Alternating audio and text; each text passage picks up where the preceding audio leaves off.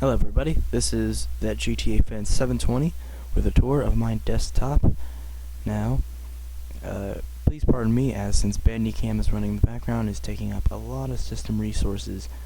So, and that in combination with XBuys, the sidebar, and the zoom theme, my computer's gonna run pretty slow for most of this. Here's all the programs I have installed on here, and despite all this, I'll show you the specs of the computer really quick. But as you can see, this computer is fairly old.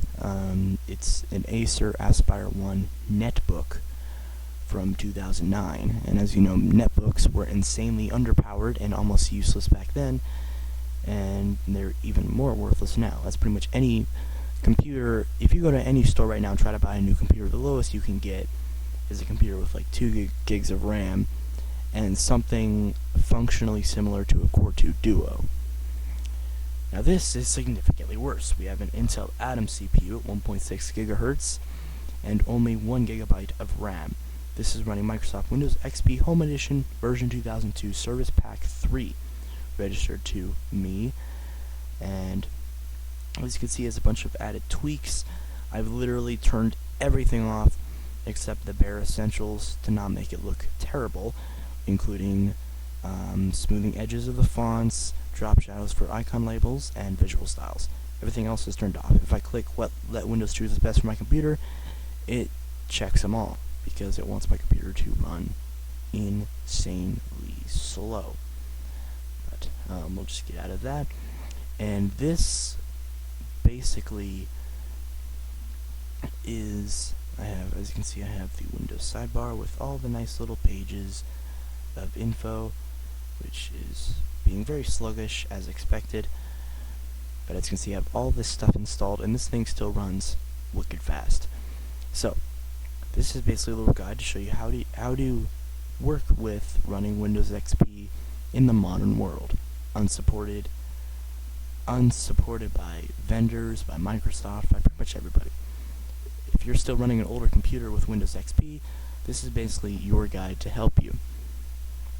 As you can see, I have, if I go in my thing, I still have Windows security alerts because I restored this computer to factory defaults and have not ran a single update on it. In fact, I haven't even upgraded the version of Internet Explorer.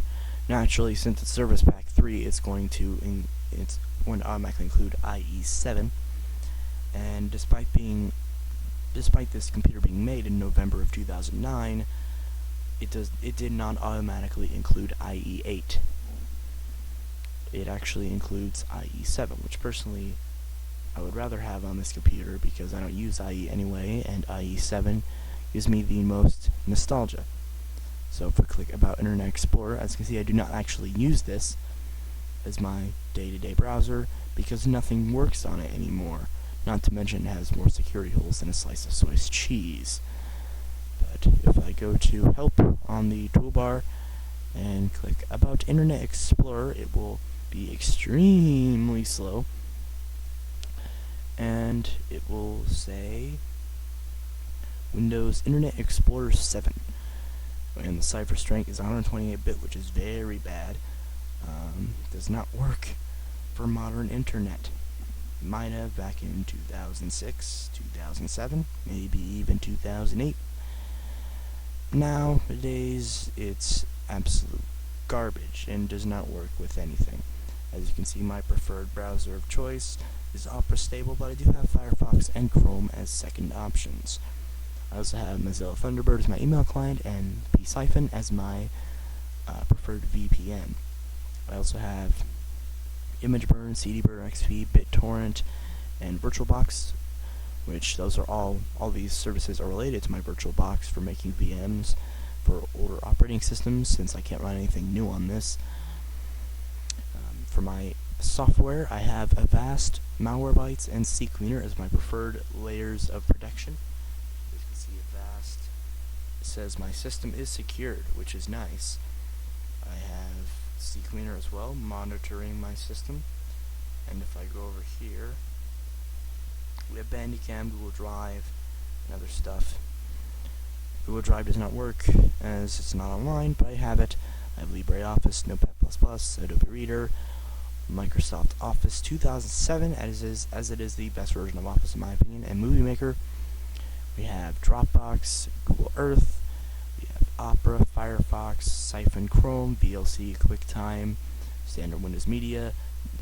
I do plan to upgrade this to Windows Media Player 11 at some point, just because I do use it occasionally over these two. That's very rare. So we have Steam, Grand Theft Auto 4, and Rockstar Games Social Club, which is all related to games.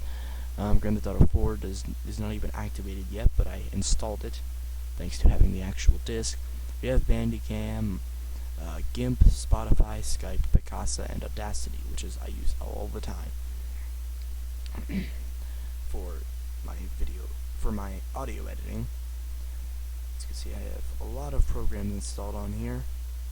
I haven't put some things in the start menu or in the all programs list that weren't originally there. I tweaked the start menu to use small icons so I can have more stuff here, all my most used stuff. And I've tweaked the right side of the start menu a bit, so I have the administrative tools, printers, and faxes, as those are actually useful, whereas help and support, I don't need it.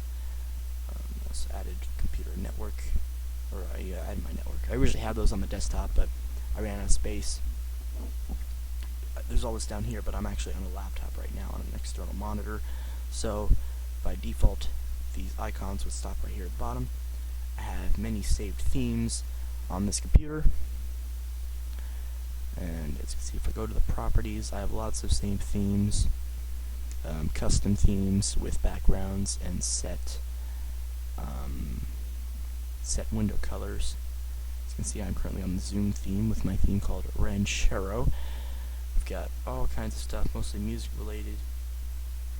And if I go into Appearance, the program that I have installed, known as Xbuys, basically gives me many different options